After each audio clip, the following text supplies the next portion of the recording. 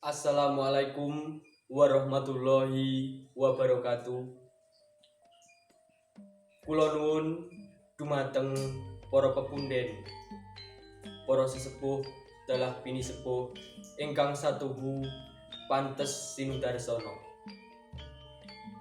Dumateng pamangku gati ingkang dahat kinurmatan, dumateng para rawuh kakung Sumawana putri ingkang bagya mulya.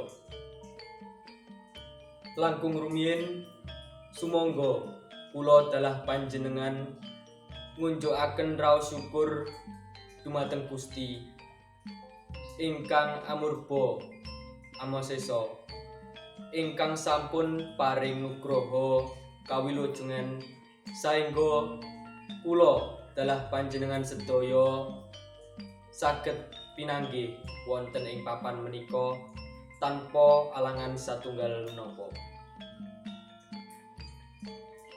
Sholawat saha salam tansah lumintu lumintir dumateng Nabi Agung Muhammad sallallahu alaihi wasallam ingkang syafaatipun kula dalah panjenengan antu-antu wonten ing yaumil kiamah. Amin. Para rawuh ingkang kinurmatan, saderengipun adicara mitoni ing dinten menika dipun wiwiti, kula minangka pambiwara badhe ngaturaken reroncening adicara ingkang badhe kalampah. Ingkang angka setunggal inggih pambuka, angka kalih atur pambagya harja dening pamengku gati, salajengipun siraman, ingkang kaping sekawan brojolan, ingkang kaping gangsal medhot janur, kaping 6 gantos busana, kaping 7 mecah suwur, kaping 8 dodolan dawet, salajengipun ingkang pungkasan inggih menika panutup. Para rawuh ingkang minulya, sumangga adicara mitoni ing dinten menika dipun wiwiti kanthi waosan basmalah sesarengan. Bismillahirrahmanirrahim. Mugi-mugi adicara ing dinten menika saged kalampahan kanthi sae lan gancar, boten wonten alangan satunggal punapa. Amin. Menggah adicara ingkang angka kalih nun inggih atur pambagya harja dening pamengku gati dumateng Bapak Jaidi kasumanggaaken. Matur nuwun dumateng Bapak Jaidi ingkang sampun paring atur pambagya harja. Para rawuh ingkang minulya, adicara salajengipun inggih menika siraman dumateng Bapak Jaidi minangka tiyang sepuh saking Ibu Nini kasumanggaaken murwakani siraman.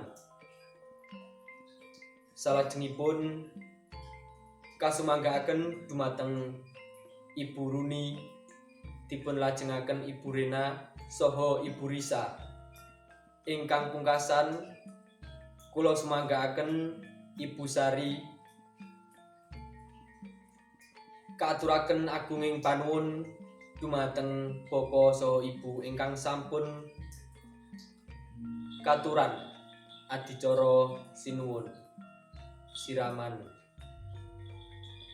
Adicara ingkang kaping sekawan inggih menika brojolan klapa gading cacah kalih ingkang dipun gambari Kamajaya kalian Kamarate ingkang ngemot kekarepan supados putra putri saged lair bagus utawi ayu. Kasumanggaaken dumateng Bapak Jaidi minangka tiyang sepuh saha Ibu Runi ingkang badhe anadahi klapa ingkang kabrojolaken. Klapa gading ingkang kaparingaken calon ramanipun minangka pralambang supados nglairaken putra samangke boten wonten alangan satunggal punapa. Para rawuh ingkang dahat kinurmatan, adicara salajengipun nun inggih medhot janur. Medhot janur menika minangka pralambang wajibing tiyang kakung ngilangi sedaya pepalang ing gesang bebrayan.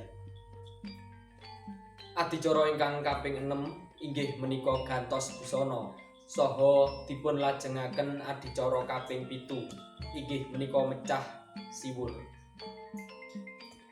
Para rawuh ingkang minulya, adicara ingkang kaping 8 inggih menika dodol dawet. Dumateng para rawuh kasumanggaken mundhut dawet kalian Rama lan Ibu kanthi ginakaken kreweng ingkang sampun cumawis. Mekaten kala wau adicara mitoni ing dinten menika kula minangka pambiwara mbok bilih wonten klenta-klentunipun ingkang kirang meranani ing manah panjenengan sedaya. Kula nyuwun lumunturing sih samudra pangaksami. Matur nuwun. Wassalamualaikum warahmatullahi wabarakatuh.